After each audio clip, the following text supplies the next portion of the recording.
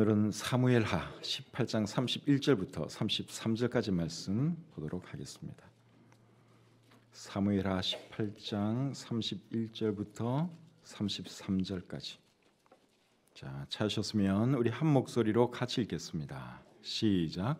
구스 사람이 이르러 말하되 내 주 왕께 아랠 소식이 있나이다. 여호와께서 오늘 왕을 대적하던 모든 원수를 갚으셨나이다 하니 왕이 구스 사람에게 묻되 젊은 압살롬은 잘 있느냐? 구스 사람이 대답하되 내 주 왕의 원수와 일어나서 왕을 대적하는 자들은 다 그 청년과 같이 되기를 원하나이다 하니 왕의 마음이 심히 아파 문 위층으로 올라가서 우니라. 그가 올라갈 때에 말하기를 내 아들 압살롬아, 내 아들 압살롬아, 차라리 내가 너를 대신하여 죽었다면 압살롬 내 아들아 하였더라. 아멘. 은혜와 사랑이 충만하신 하나님, 오늘도 우리로 하여금 이 복된 자리에 있게 하시고 하나님을 예배하게 해주셔서 참 감사합니다. 비도 오고 또 연휴라 많은 사람들이 또 놀러 가기도 하지만 그래도 주님의 귀한 백성들 예배를 귀하게 생각하는 마음 주시고 이 자리에 있게 하신 것 참 감사합니다. 우리가 드리는 예배를 주님 기쁘게 받아주시고 또 우리에게도 큰 은혜가 있는 복된 시간 되도록 도와주시옵소서. 예배를 위해서 풍성한 예배가 되게 하기 위해서 참 여러 모양으로 수고하고 헌신하는 우리 성도님들로 인해서 참 감사합니다. 하나님 수고하는 그 손길들, 그 행동들 하나님 기억해 주시고 축복해 주시옵소서. 부족한 종이 말씀을 전할 때 함께 해 주시고 오늘 이 말씀을 통해서 우리 모두가 귀한 교훈받고 또 배운 대로 살아가게 해 주시옵소서. 감사드리며 예수님의 이름으로 기도합니다. 아멘. 자리에 앉겠습니다. 다윗은 위대한 하나님의 사람이었습니다. 성경을 읽어보면 다윗처럼 하나님을 사랑하고 하나님 말씀을 사랑하고 또 하나님 말씀대로 살려고 했던 사람도 그렇게 많지 않습니다. 정말 위대한 하나님의 사람이었습니다. 그런데 다윗은 아버지로서는 사실 실패한 사람입니다. 다윗의 자녀들 간에 강간 사건이 일어나고 살인 사건이 일어나고 아버지를 죽이고 왕이 되려고 한 그런 아들이 다윗 아들들 중에 있었죠. 그런 자식들 둔 것을 보면 확실히 다윗 왕은 아버지로서는 실패한 사람이다 하는 것을 우리가 알 수 있습니다. 여러분, 왜 다윗이 참 신실한 하나님의 사람이었음에도 불구하고 아버지로서는 실패했을까요? 크게 두 가지 이유 때문이라고 생각이 됩니다. 첫째는 다윗이 지은 죄 때문에 그렇습니다. 그 다음에 두 번째는 자녀 교육을 제대로 못 시킨 거죠. 그래서 다윗은 결국 실패한 아버지가 될 수밖에 없었습니다. 다윗이 밧세바를 범하고 그리고 그 사실을 은폐하기 위해서 밧세바의 남편 우리아를 죽인 것 여러분 잘 알고 계시죠? 그런 일을 했을 때 하나님께서 나중에 그에게 벌을 내리십니다. 어떤 벌을 내리셨는가 하면 사무엘하 12장 9절부터 12절에 잘 나와 있는데 그 말씀을 잠시 한번 보겠습니다. 사무엘하 12장 9절부터 12절까지의 말씀 보겠습니다. 9절 중간부터 제가 읽어볼게요. 네가 칼로 햇사람 우리아를 치되 암몬 자손의 칼로 죽이고 그의 아내를 빼앗아 내 아내로 삼았도다. 이제 네가 나를 업신여기고 햇사람 우리아의 아내를 빼앗아 내 아내로 삼았은즉 칼이 내 집에서 영원토록 떠나지 아니하리라 하셨고 여호와께서 또 이와 같이 이르시기를 보라 내가 너와 내 집에 재앙을 일으키고 내가 내 눈앞에서 내 아내를 빼앗아 내 이웃들에게 주리니 그 사람들이 내 아내들과 더불어 백주에 동침하리라. 너는 은밀히 행하였으나 나는 온 이스라엘 앞에서 백주에 이 일을 행하리라 하셨나이다. 여기 보면 범죄한 다윗 왕에게 하나님께서 벌을 내리시는데 어떤 벌을 내리셨습니까? 칼이 네 집에 영원히 떠나지 아니할 것이다 하는 벌을 내리셨고 또 집에 재앙을 일으킬 것이라고 말씀하셨죠. 그리고 네 아내를 빼앗아 다른 사람들에게 주겠다고 하나님께서 말씀하십니다. 다윗이 간음죄를 범하고 살인죄를 범한 그 대가로 하나님은 이런 벌을 그에게 내리셨습니다. 그래서 다윗의 집안에 참 자식들이 이렇게 참 안 좋게 된 것은 첫째는 다윗이 범죄한 것 때문이고 두 번째는 다윗이 자녀 교육을 제대로 하지 못했기 때문입니다. 자녀 교육에 있어서는 세 가지가 중요하다고 생각합니다. 첫째는 하나님의 말씀으로 자녀를 잘 양육하는 것이 중요하고 두 번째는 삶으로 자녀들에게 본을 보이는 것이죠. 그것이 중요합니다. 그리고 세 번째는 자녀가 잘못하면 책망하는 것이 중요하죠. 그런데 다윗은 이 세 가지 중에서 무엇을 특히 못했는가 하면 자녀가 잘못했을 때 책망하지를 않았습니다. 그래서 결국 자녀들이 간음죄도 범하고 살인죄도 범하는 그런 사람들이 되었죠. 첫 번째 것, 하나님의 말씀으로 양육하는 것, 이것은 그래도 상당히 잘했다고 생각이 됩니다. 잠언 4장에 보시면 솔로몬 왕이 자기 자녀들에게 하는 말이 있습니다. 근데 그 하는 말을 잘 보면 아버지에 대해서 상당히 좋은 추억을 가지고 있는 것을 우리가 볼 수 있습니다. 잠언 4장 1절부터 4절 말씀 제가 한번 읽어드리겠습니다. 아들들아, 아비의 훈계를 들으며 명철을 얻기에 주의하라. 내가 선한 도리를 너희에게 전하노니 내 법을 떠나지 말라. 나도 내 아버지에게 아들이었으며 내 어머니 보기에 유약한 외아들이었노라. 아버지가 내게 가르쳐 이르기를 내 말을 네 마음에 두라. 내 명령을 지키라. 그리하면 살리라. 이 말씀은 솔로몬 왕이 자기 아들들에게 교훈하는 내용이에요. 그런데 자기 아버지에 대해서 추억하는 것이 나오는데 아버지 다윗에 대해서 어떤 말을 했는가 하면 아버지가 내게 가르쳐 이르기를 내 말을 내 마음에 두라. 내 명령을 지키라. 그리하면 살리라. 그런 말을 했다고 여기 말씀하고 있습니다. 그러니까 다윗 왕이 솔로몬에게 하나님 말씀을 잘 가르친 것입니다. 그러니까 이런 거는 상당히 잘했습니다.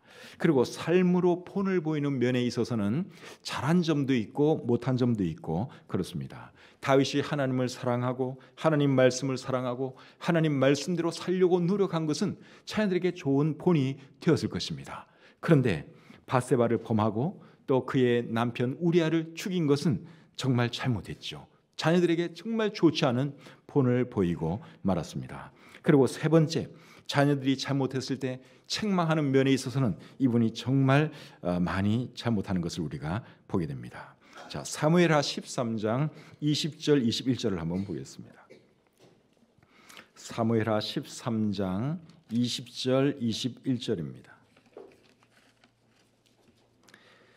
자, 제가 읽어드릴게요. 그의 오라버니 압살롬이 그에게 이르되 네 오라버니 암논이 너와 함께 있었으나 그러나 너는 내 오라버니니 누이야 지금은 잠잠히 있고 이것으로 말미암아 근심하지 말라 하니라.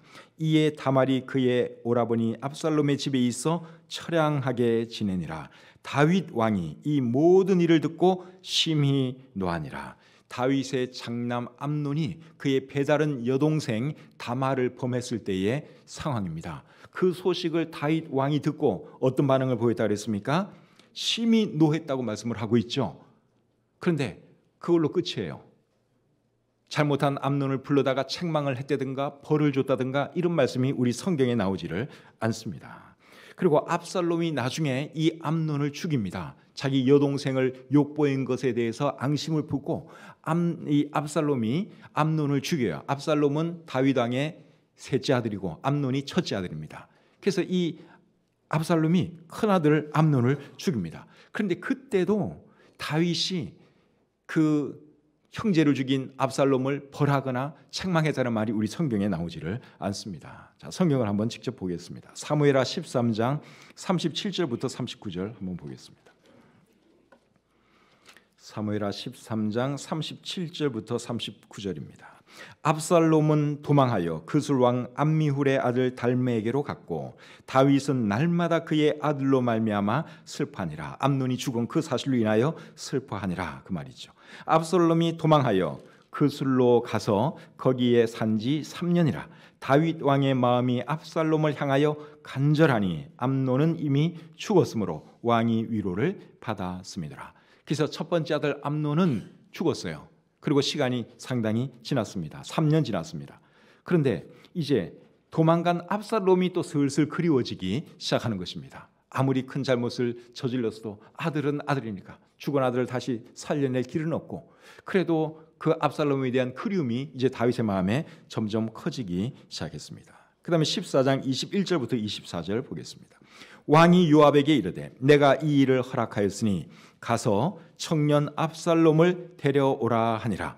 요압이 땅에 엎드려 절하고 왕을 위하여 복을 빌고 요압이 이르되 내 주 왕이여 종의 구함을 왕이 허락하시니 종이 왕 앞에서 은혜 입은 줄을 오늘 아나이다 하고 요압이 일어나 그술로 가서 압살롬을 데리고 예루살렘으로 오니 왕이 이르되 그를 그의 집에 물러가게 하여 내 얼굴을 볼 수 없게 하라 하매 압살롬이 자기 집으로 돌아가고 왕의 얼굴을 보지 못하니라. 자, 이제 결국 다윗 왕이 도망간 압살롬을 오게 했습니다. 그래서 예루살렘으로 돌아왔지요. 그런데도 만나주지는 않았다고 우리 성경이 기록하고 있습니다. 그 다음에 28절부터 32절 또 보겠습니다. 압살롬이 이태 동안, 압살롬이 2년 동안 예루살렘에 있을 때 왕의 얼굴을 보지 못하였으므로 압살롬이 요압을 왕께 보내려 하여 압살롬이 요압에게 사람을 보내 부르되 그에게 오지 아니하고 또다시 그에게 보내되 오지 아니하는지라. 압살롬이 자기의 종들에게 이르되 보라 요압의 밭이 내 밭 근처에 있고 거기 보리가 있으니 가서 불을 지르라 하니라. 압살롬의 종들이 그 밭에 불을 질렀더니 요압이 일어나 압살롬의 집으로 가서 그에게 이르되 어찌하여 네 종들이 내 밭에 불을 질렀느냐 하니 압살롬이 요압에게 대답하되 내가 일찍이 사람을 내게 보내 너를 이리로 오라고 청한 것은 내가 너를 왕께 보내 아뢰게 하기를 어찌하여 내가 그술에서 돌아오게 되었나이까. 이때까지 거기에 있는 것이 내게 나으리이다 하려 함이로다. 이제는 네가 나로 하여금 왕의 얼굴을 볼 수 있게 하라. 내가 만일 죄가 있으면 왕이 나를 죽이시는 것이 옳으니라 하는지라. 제일 끝에 하는 말이 중요합니다. 내가 만일 죄가 있으면 왕이 나를 죽이시는 것이 옳으니라. 압살롬이 지금 요압에게 이 말을 했습니다. 그러니까 이 아버지 다윗은 아들들이 잘못하는 것에 대해서 책망을 안 해요. 암논이 여동생 다말을 범했을 때도 화는 내지만 불러다가 책망을 안 합니다.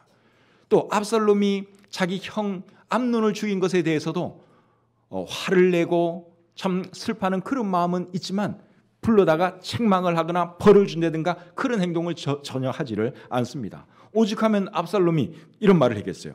내가 만일 죄가 있으면 왕이 나를 죽이는 것이 옳으니라. 책망을 안 하는 거예요. 벌을 주지를 않습니다. 열왕기상 1장 5절 6절 또 보겠습니다. 열왕기상 1장 5절 6절입니다. 그때에 학기세 아들 아도니아가 스스로 높여서 이르기를 내가 왕이 되리라 하고 자기를 위하여 병거와 기병과 호위병 50명을 준비하니 그는 압살롬 다음에 태어난 자요 용모가 심히 준수한 자라. 그의 아버지가 네가 어찌하여 그리 하였느냐 하는 말로 한 번도 그를 섭섭하게 한 일이 없었더라. 아도니아는 넷째 아들입니다. 근데 이 아들에게도 한 번도 네가 어찌 그리하였느냐 책망한 적이 없다고 우리 성경은 말씀하고 있습니다. 그러니까 다윗은 정말 이상한 아버지예요. 자식들이 잘못을 해도 책망할 줄을 모릅니다. 근데 결국 그것 때문에 나중에 자식들이 못된 사람이 되고 악한 사람이 되고 그렇게 되고 말았죠. 여러분, 다윗이 자녀가 잘못했는데도 불구하고 책망하지 않은 이유 또는 못한 이유가 뭘까요? 첫째는 자기 자신이 잘못을 저질렀잖아요. 자기가 간음죄 저질렀죠. 살인죄 저질렀죠. 그러니까 자식들이 그런 죄를 저질러도 책망을 못하는 거예요. 그런데 아무리 그래도 그렇지 자기는 설령 그런 죄를 지었다고 해도 자기 자식이 똑같은 죄를 지으면 그래도 불러서 야단치는 게 옳은 거 아닙니까? 나는 그래 아들아 나는 옛날에 너도 알다시피 내가 간음죄 졌다. 살인죄 졌다. 그래도 너는 그러면 안 되지 않느냐 이렇게 책망하는 게 옳죠. 그런데 다윗은 그러지를 않았습니다. 그 결과 어떻게 되었느냐? 암논이라고 하는 아들은 압살롬에 의해서 죽임당하고 압살롬이라는 아들은 아버지를 죽이고 왕이 되려고 하다가 결국은 다윗의 신하 요압에게 또 죽임을 당합니다. 그리고 아도니아라는 넷째 아들은 왕이 되려고 하다가 결국은 솔로몬에 의해서 또 죽임을 당하고 말았죠. 여러분, 다윗의 집안에 왜 이런 비극이 일어났을까요? 두 가지 이유 때문에 그런 겁니다. 다윗이 하나님께 죄를 범한 것 때문에 그렇고 이제 하나님이 벌을 내린 거죠. 그래서 이런 일이 일어난 것이고 두 번째는 자녀 교육을 제대로 하지 않았기 때문에 결국 이런 일이 일어나게 된 것입니다. 그래서 자녀 교육을 잘못하면 어떻게 되느냐? 여러분, 그 삶의 고통과 슬픔이 따르게 됩니다. 압살롬이 죽임당한 후에 다윗이 슬퍼하는 모습, 그 모습이 사무엘하 18장 31절부터 33절에 기록되어 있는데 제가 한번 읽어드리겠습니다. 사무엘하 18장 31절부터 33절. 구스 사람이 이르러 말하되 내 주 왕께 아랠 소식이 있나이다. 여호와께서 오늘 왕을 대적하던 모든 원수를 갚으셨나이다 하니 왕이 구스 사람에게 묻되 젊은 압살롬은 잘 있느냐? 구스 사람이 대답하되 내 주 왕의 원수와 일어나서 왕을 대적하는 자들은 다 그 청년과 같이 되기를 원하나이다 하니 왕의 마음이 심히 아파 문 위층으로 올라가서 우니라. 그가 올라갈 때에 말하기를 내 아들 압살롬아, 내 아들 압살롬아, 차라리 내가 너를 대신하여 죽었다면 압살롬 내 아들아 하였더라. 압살롬이 죽었다는 그 소식을 듣고 다윗이 무척 슬퍼합니다. 자기를 죽이려고 한 아들인데, 자기의 왕자리를 빼앗고 왕이 되려고 했던 못된 아들인데, 그래도 죽었다는 그 소식을 듣고서는 아버지 이 다윗이 한없이 슬퍼합니다. 다윗이 자식을 사랑하지 않은 게 아니죠. 이 세상의 모든 부모들처럼 다윗도 자식을 끔찍이 사랑했습니다. 그런데 자녀 교육을 실패했기 때문에 결국 이런 슬픔과 고통을 그가 감수할 수밖에 없었던 것이죠.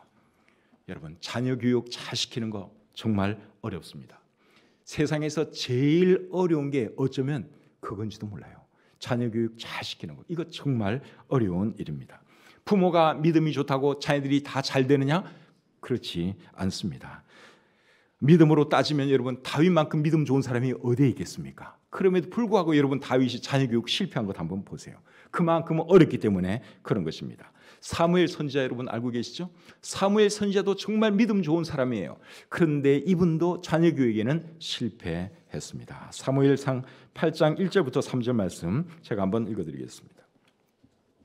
사무엘이 늙음에 그의 아들들을 이스라엘 사사로 삼으니 장자의 이름은 요엘이요 차자의 이름은 아비야라. 그들이 브엘세바에서 사사가 되니라. 그의 아들들이 자기 아버지의 행위를 따르지 아니하고 이익을 따라 뇌물을 받고 판결을 굽게 하니라. 사무엘 선지자 아들들에 대한 기록입니다.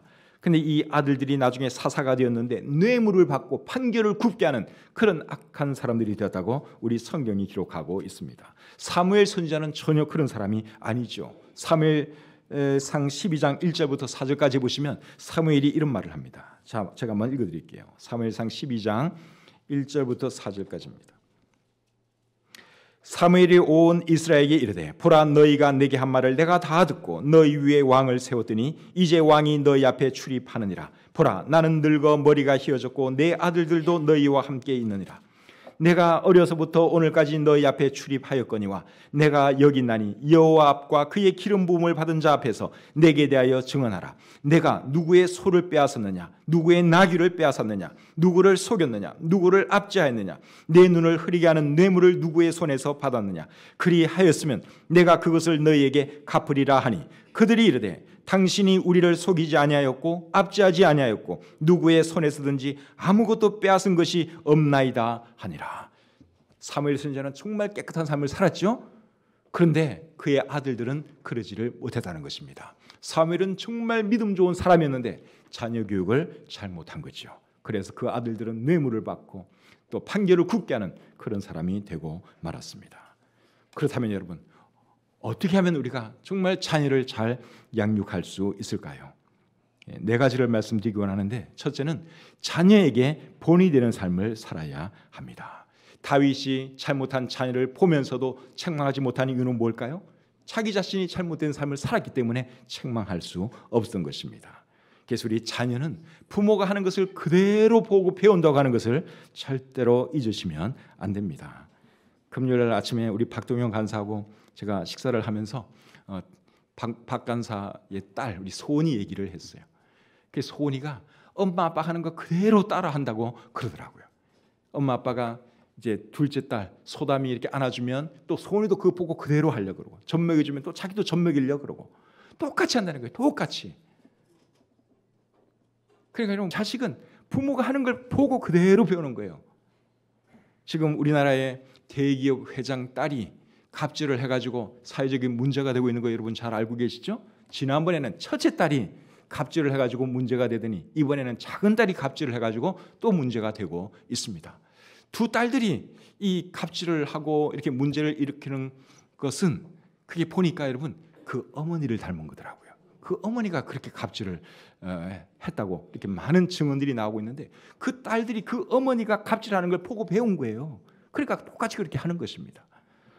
그래서 우리 부모님들은 자녀에게 정말 본이 되는 삶을 살아야 합니다. 내 자녀는 내가 하는 행동을 그대로 보고 배운다고 하는 것 우리 부모님들은 잊으시면 안 됩니다. 두 번째로는 자녀를 주의 교훈과 훈계로 양육해야 합니다. 에베소서 6장 4절에 보시면 이렇게 말하죠. 또 아비들아 너희 자녀를 노엽게 하지 말고 오직 주의 교훈과 훈계로 양육하라. 주의 교훈과 훈계로 양육하라고 말씀하고 있습니다. 그래서 잘못하면 책망도 해야 하는 것이죠. 훈계라는 말의 의미가 그런 거 아닙니까? 훈계는 말 그대로 훈계하는 거예요. 잘못한 거 있으면 책망하는 거예요. 그래서 우리가 주의 교훈과 훈계로 자녀를 양육해야 되는데 잘못하면 하나님 말씀을 근거로 해서 책망할 줄 알아야 하는 것이죠. 다윗이 자녀 교육을 실패한 이유는 다른 게 아니에요. 책망하지 않은 것이 그의 결정적인 문제였습니다. 잠언에 보시면은 자녀를 책망할 것에 대해서 참 많은 말씀을 하고 있습니다. 잠언 13장 24절에 이렇게 기록되어 있습니다. 매를 아끼는 자는 그의 자식을 미워함이라. 자식을 사랑하는 자는 근실히 징계하느니라. 자녀가 잘못하면 매를 대서라도 그 잘못을 고쳐주라는 것이죠. 23장 13절 14절에서는 또 이렇게 말합니다. 아이를 훈계하지 아니하라고 하지 말라. 채찍으로 그를 때릴지라도 그가 죽지 아니하리라. 네가 그를 채찍으로 때리면 그의 영혼을 수월에서 구원하리라.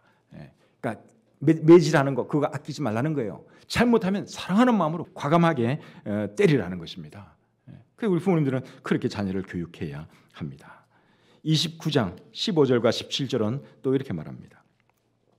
채찍과 꾸지람이 지혜를 주거늘 임의로 행하게 버려둔 자식은 어미를 욕되게 하느니라. 17절 네 자식을 징계하라. 그리하면 그가 너를 평안하게 하겠고 또 내 마음에 기쁨을 주리라. 그래서 우리 자문이 계속해서 강조하는 것은 자식이 잘못하면 징계하라는 거예요. 책망하라는 거예요. 매를 대서라도 그 잘못을 고쳐주라는 것입니다. 그래서 우리가 여러분 자녀를 교육할 때 그냥 오냐 뭐 잘해주는 게 그게 능사가 아니라 잘못에 대해서는 반드시 책망하고 지적해주고 필요하면 매질도 해야 한다는 것 여러분 잊지 마시기를 바랍니다. 그런데 우리가 자식을 책망할 때는 조심해서 해야죠. 잘못 책망하면 오히려 역효과를 볼 수 있습니다. 에베소서 6장 4절에 보시면 너희 자녀를 노엽게 하지 말라 그랬죠. 여러분 자녀도 부모에 대해서 노여워할 수 있습니다. 어떤 경우에 자녀들이 부모에 대해서 노여합니까? 잘못 책망하면 자녀가 여러분 부모에 대해서 노여움을 갖습니다. 그러니까 감정적으로 자녀를 대하는 거죠. 자녀가 잘못은 요만큼 했는데 그냥 자기가 기분 나쁘다고 막 거기다가 그냥 자녀에게 다 퍼부으면 자녀가 이건 아닌데 하는 생각을 갖죠. 그러면 그 자녀의 마음속에 노여움을 품게 됩니다. 그래서 잠언 19장 18절에는 이제 이런 말씀이 있습니다. 잠언 19장 18절에 보시면 네가 내 아들에게 희망이 있은즉 그를 징계하되 죽일 마음은 두지 말지니라. 자식을 매질하고 징계하는 거 좋은데 죽일 마음은 갖지 말라는 거예요. 이게 무슨 말인가 하면 감정적으로 그렇게 하지 말라는 것이죠. 많은 부모님들이 감정적으로 자식들을 책망하고 징계한 것 때문에 자식들이 여러분 마음에 상처받고 참 부모에 대해서 쓴뿌리를 가진 그런 자녀들이 얼마나 많습니까? 그 징계를 잘못해서 그런 거예요. 지나친 책망, 감정적인 책망을 해서 그런 결과가 온 것이죠. 그리고 또 언제 자녀들이 부모에 대해서 노여움을 가지는가 하면 자녀의 잘못을 보고도 책망하지 않을 때 그때는 여러분 자녀들이 또 분노할 수 있습니다. 그러니까 잘못했을 때는 부모가 그것을 지적해주고 책망해 주는 것이 그게 당연한 겁니다. 그리고 그렇게 해주면 자녀들이 고마워하죠. 아, 내 부모가 나를 사랑해서 이러는구나. 고마워합니다. 그런데 잘못을 하는데도 내버려 두면은 부모는 나에게 관심이 없구나. 그렇게 생각을 하고 계속 어긋난 길로 가죠. 못된 짓 하고 관심을 얻기 위해서 자녀들이 그럴 수 있습니다. 압살롬이 여러분 아버지를 죽이고 왕이 되려고 한 그 이유가 뭐겠어요? 이것도 결국 아버지에 대한 원망, 불만 아니겠습니까? 압살롬이 했던 말 여러분 제가 다시 한번 읽어드릴게요. 내가 만일 죄가 있으면 왕이 나를 죽이시는 것이 옳으니라. 그런데 도대체 우리 아버지 왕은 도대체 뭐 하는 사람입니까? 내가 그렇게 못된 짓을 했는데도 나를 책망하지도 않고 이렇게 내버려두니 이게 도대체 어쩐 일입니까? 이런 불만이 쌓이고 쌓여서 그래? 내가 차라리 왕이 되지. 그런 생각을 하고 아버지를 죽이고 결국 자기가 왕이 되려고 한 것입니다. 그래서 우리가 자녀를 주의 교훈과 훈계로 양육을 해야 한다는 것과 그리고 책망을 할 때는 잘해야 한다는 거 꼭 기억하시기를 바랍니다. 그 다음에 세 번째로는 자녀와 함께 가정 예배를 드려야 합니다. 성경을 읽어보시면 욥이 자녀 교육을 정말 잘했습니다. 근데 이분이 자녀 교육을 잘한 그 비결이 뭔가 하면 이분은 항상 자녀들과 함께 가정 예배를 드렸습니다. 욥기 1장 4절과 5절 말씀 한번 읽어드리겠습니다. 욥기 1장 4절 5절.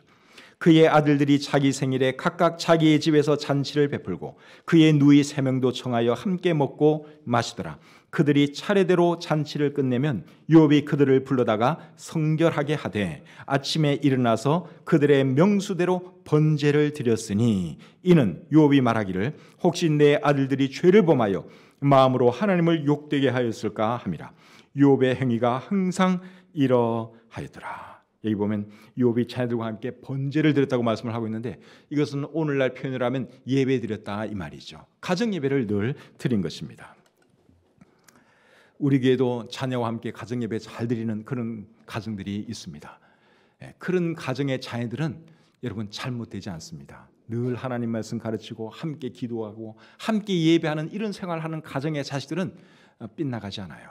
그러나 가정 예배도 안 드리고 부모 따로 자녀 따로 이런 식으로 살아가는 가정에는 이제 자녀들이 문제가 될 수 있습니다. 자, 그다음에 네 번째로는 자녀와 함께하는 시간을 자주 가져야 합니다. 부모가 자녀를 위해서 할 수 있는 최고의 투자가 저는 자녀와 함께 시간 보내는 것이라고 생각합니다. 근데 오늘날 많은 부모들이 그걸 잘 안 하고 못합니다. 바쁘다는 이유로. 실제로 바쁘죠. 부모님들이 바빠요. 아버지들 같은 경우에는 밤늦게 들어오기 때문에 진짜 자녀들 얼굴 볼 시간도 없는 거 제가 잘 압니다. 근데 여러분 아무리 바빠도 자녀와 함께 시간 보내는 거 그거 해야 합니다. 여러분 부모가 그렇게 바쁘게 살아가는 이유가 뭐예요? 그렇게 일을 열심히 많이 하는 이유가 뭡니까? 결국은 가족 때문에 그런 거 아닙니까? 가족 부양하기 위해서 가족 잘 먹이려고 부모님들이 그렇게 일을 하는 거죠. 그런데 여러분 막상 가족과 시간을 보내지 못한다면 그게 얼마나 모순입니까? 자녀를 위한다고 하면서 일은 열심히 하는데 정작 자녀들하고는 시간을 나누질 않아요. 그럼 이게 모순이라는 것입니다. 일도 사실은 자녀를 위해서 해야 되는 건데 자녀들은 뒷전이고 일이 나중에 우선되어 있어요. 그래서 오늘날 많은 가정들의 이제 자녀들이 빗나가고 또 잘못되고 그런 것이죠.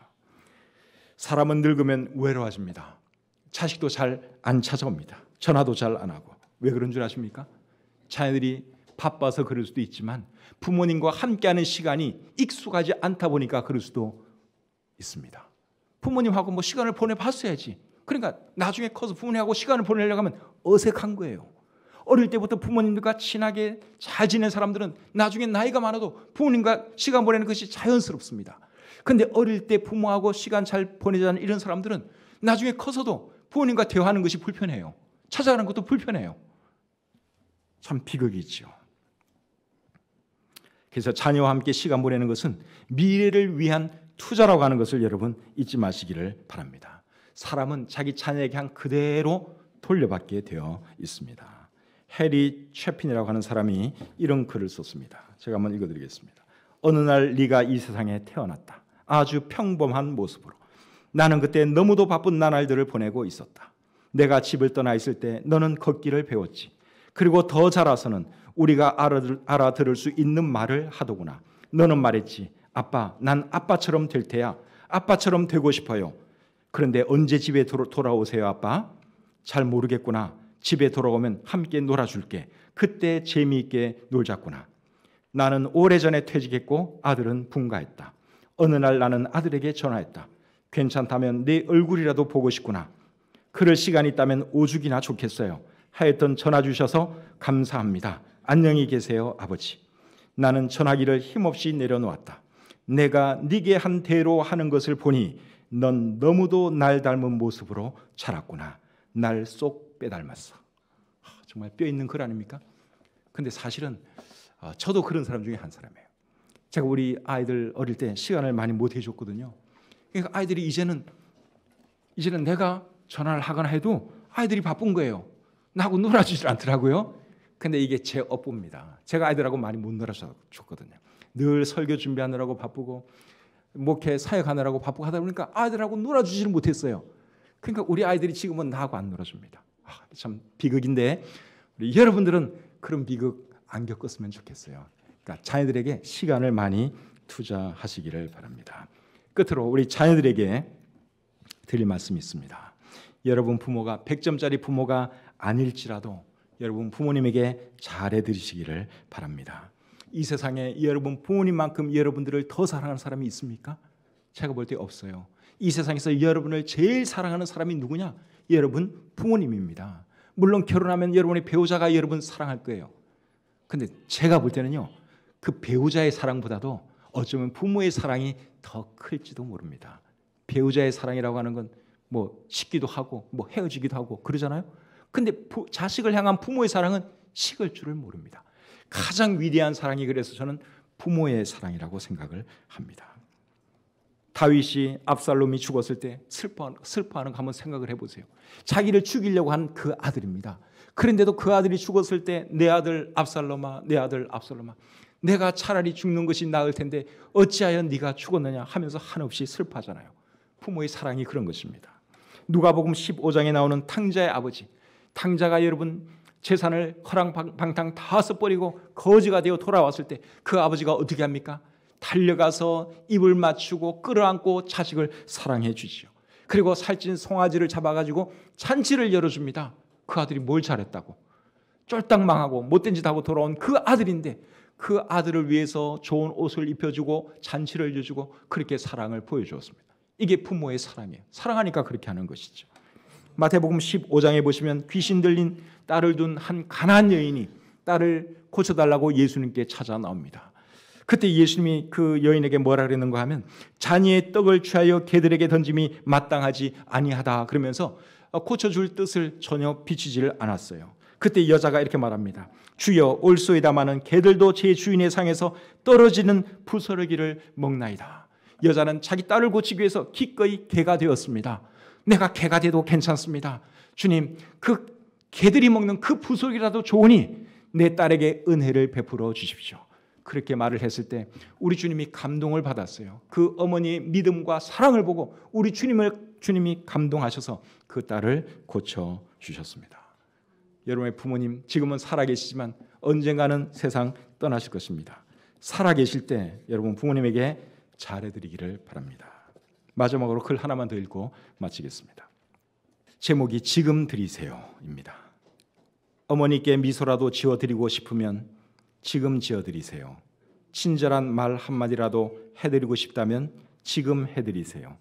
천사들이 황금문에서 어머니를 맞이하실 때 그때는 그런 것들이 필요치 않을 것입니다. 살아계실 때 마음껏 미소 지어드리세요. 미루다가는 어쩌면 늦을지도 모릅니다. 어머니께 꽃 한 송이라도 드리고 싶다면 지금 드리세요. 어머니의 가슴에 가만히 안겨드리고 이마에 입 맞춰 드리세요. 어머니의 생이 끝난 뒤에는 아름다운 꽃인들 무슨 소용이 있겠습니까? 어머니는 저 위에서 행복하게 지내실 텐데요. 기도하겠습니다. 하나님 아버지, 좋은 부모 되는 것이 참 어려운 것을 제가 잘 압니다. 자녀를 양육하는 데 있어서 많은 지혜가 필요합니다. 하나님, 저를 도와주시고 하나님께서 우리에게 맡겨주신 자녀들 믿음과 사랑으로 잘 양육할 수 있도록 도와주시옵소서. 또 우리에게 부모님 주신 것 참 감사합니다. 부모님 살아계실 때 또 잘해드릴 수 있는 모든 우리 자녀들 되게 해 주시옵소서. 제게 주신 말씀 감사드리며 예수님의 이름으로 기도합니다. 아멘.